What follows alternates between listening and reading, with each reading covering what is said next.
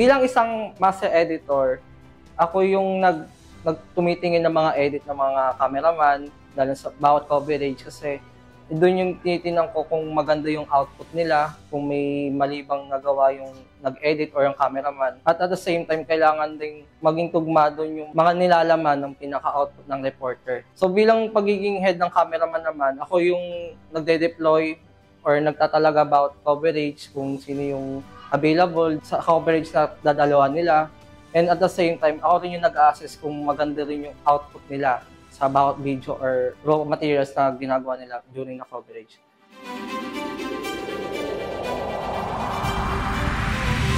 Ang meron sa sesi na hindi alam ng iba is yung pinaka-struggle and yung sacrifices na ginagawa namin as heads dahil as master editor, tinitingnan ko rin yung bawat edit ng bawat editor sa bawat story kasi di basta-basta yung ginagawa ko dahil kailangan maging high quality yung output, maging pasa talaga sa masa at walang makaligtaan, hindi accurate na information.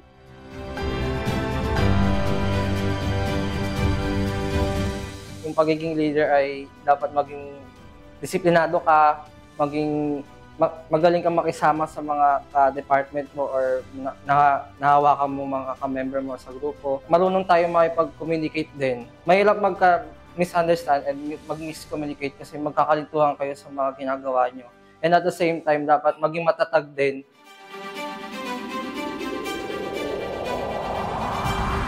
Nabago ako ng Iconic in general kasi dati, hindi kasi ako sumasali sa mga organizations. Yun yung time na wala pa akong pinaka-definite na tatahakin sa buhay na yung pangarap ko lang is mapagtapos. Nung nagtagal hanggang sa maging college na ako, ayun, nakapagpundar ng sariling gamit, nakapag-train din ako sa sarili ko. And ayun, itong Iconic is sobrang laki niyang contribution para sa akin. Kaya ako nag-i-stay sa Iconic kahit sobrang daming trabaho or responsibilities is that dito nag-grow, dito nagkaroon ng purpose, at saka dito ko rin nahanap kung ano yung pwede kong tahakin sa hinaharap, lalo na dun sa mag-edit ng videos, pagiging cameraman. And syempre gusto ko rin mag-expand palalo yung skills na na-develop ko ngayon na hindi ka lang mag-stay sa comfort zone mo. Kung aling alam ko ngayon, dapat mag-expand pa ito na mag-grow pa sa mga technicalities and such. Kaya rin ako nag-i-stay kasi alam ko yung pinagdaanan namin, kung paano namin sinimulan yung CMU Iconic. Una, 3 lang kami ni Carlo and Ma'am Jen. Tapos hanggang sa,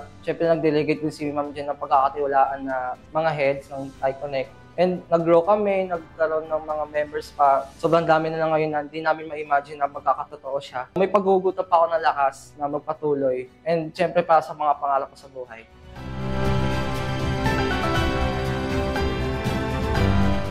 Yung hopes and wishes ko para sa CMU Iconic is yung mag-grow pa yung Iconic, magkaroon pa ng maraming members, and mag-expand na yung capabilities ng bawat member nito. Lalo-lalo na yung pinakapangarap ko rito is yung magkaroon ng live stream na hindi lang yung more on tape. Yung anchor nagla-live spill, tapos may live coverage sa labas na yung magkakasama sila ng dalawa sa isang screen ng live. Tapos siguro hoping magkaroon na ng podcast na galing sa mga estudyante or part ng Iconic. And syempre yung wish ko rin na magkaroon ng maraming equipment. Kaming 3 nga lang ni Ma'am Jen and Carlo na nag-start nito, galing sa sarili naming gamit. Tapos hanggang sa mag-grow na rin magkaroon ng mga sponsors. Tapos yun yan, nag-provide ng CMU yung studio and such and others. Happy first anniversary CMU Iconic! Ako po si James Carcacnio, konektado para sa kabataang Malabueño.